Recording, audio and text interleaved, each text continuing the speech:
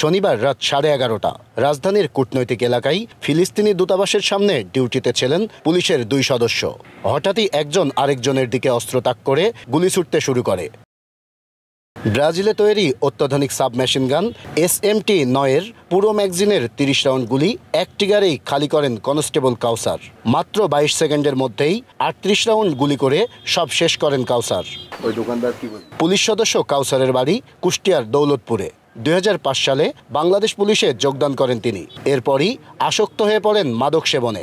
চাকরির 5 বছরের মাথায় 2010 সালের দিকে কাউসারের মানসিক সমস্যা দেখা দেয়। 14 বছর ধরেই চলছে তার মানসিক রোগের চিকিৎসা।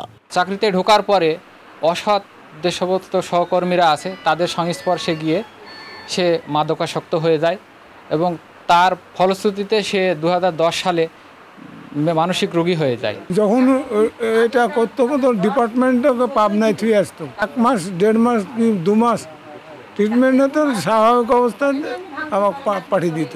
কাউসারের মা মবিয়া খাতুনের প্রশ্ন, তাকে দীর্ঘ সময় ধরে চিকিৎসা করাচ্ছে পুলিশ বিভাগ। জেনে শুনে একজন মানসিক রোগীকে অত্যাধুনিক অস্ত্র দিয়ে গুরুত্বপূর্ণ স্থানে ডিউটিতে পাঠালো কে? আমার এইটাই সরকারের কাছে দাবি, সে মেন্টাল সবাই জানে, কেন সে ওকে নর্মাল ডিউটি থেকে আবার এত সে ভিআইপি জায়গায় ডিউটি দিল 8 ঘন্টা পর 8 ঘন্টা, কেন অস্ত্র দিল কেন গুলি দিল? আমার এটাই দাবি। এলাকাবাসীরা বলছেন, ছোটবেলায় থেকেই শান্ত প্রকৃতির ছিলেন কাউসার। ছাত্র হিসেবেও ছিলেন মেধাবী। তার কোনো খারাপ কর্মকাণ্ড চোখে পড়েনি তাদের। কাউসার একটা ভালো ছেলে। কাউসার কোনোদিন খারাপ ব্যবহার করেনি আমার সাথে। কাউসার খুব ভালো ছেলে, আমরা জানি।